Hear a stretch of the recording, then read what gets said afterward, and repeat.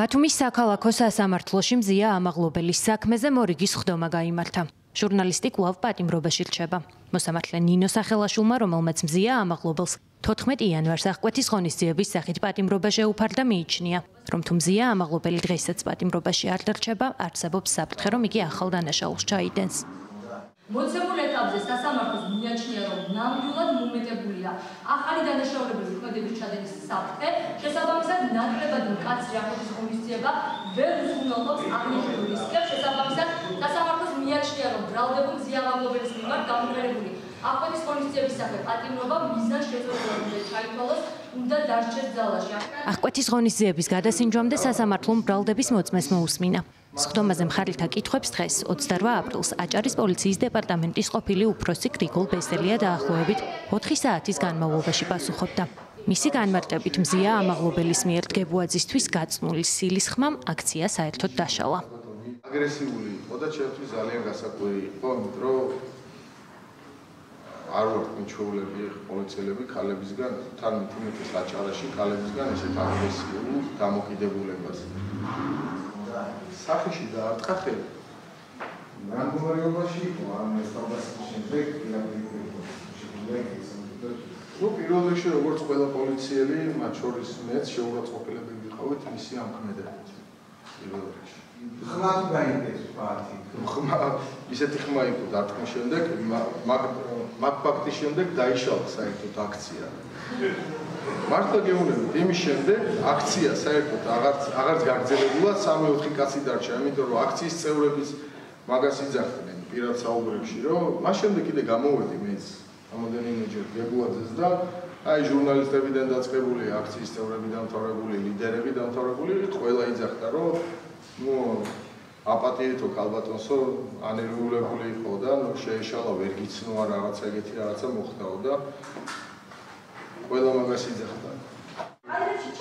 სხდომაზე უნდა გამოეკითხეთ საქმეში დაზარალებული სტატუსის მქონე ირაკლი დგებუაძეც. ის სასამართლოში მივიდა, თუმცა ბათუმის პოლიციის უფროსის გამოკითხვა დღეს მაინც ვერ მოხერხდა. დღესვე მზია ამაღლობელის ადვოკატებმა მოითხოვეს საქმეზე მოწმის სახით ირაკლი კობახიძეც გამოიკითხოს.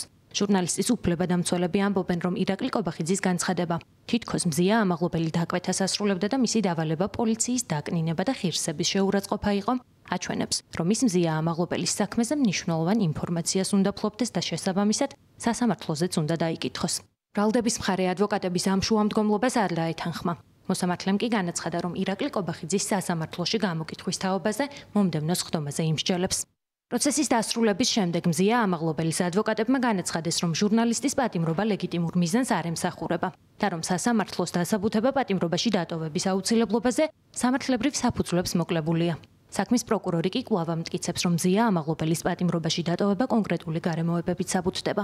ძალიან უხერხულია, რომ ამის ახსნა მიწევს, ასე ვთქვათ, სასამართლოსთვის ამის სწავლება, მაგრამ რაც უფრო ხანგრძლივია პატიმრობა, მისი დასაბუთების სტანდარტი იწევს მაღლა. ეს არის 2x2 4 და სასამართლომ არ იცის ეს. სასამართლომ დღეს თქვა, რომ მზიას პატიმრობის დასაბუთების სტანდარტი არის ძალიან დაბალი, მაგრამ ის დაბალი სტანდარტითაც ვერაფერი ვერ გვითხრა.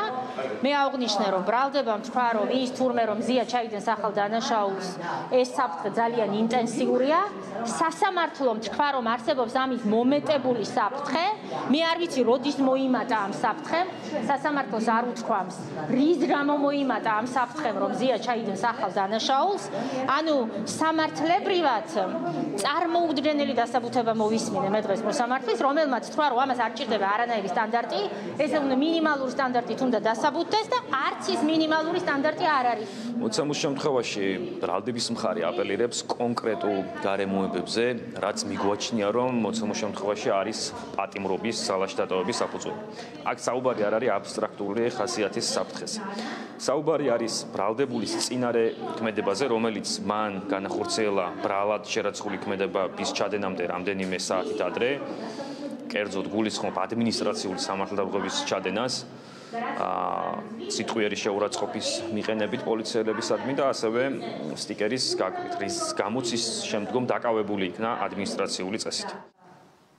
ჟურნალისტს, რომელიც 11-12 იანვარს ორჯერ ადმინისტრაციული, შემდეგ კი სისხლის სამართლის წესით დააკავეს, პოლიციელზე თავდასხმას ედავებიან. ბრალის დამტკიცების შემთხვევაში მას 4-დან 7 წლამდე თავისუფლების აღკვეთა ემუქრება.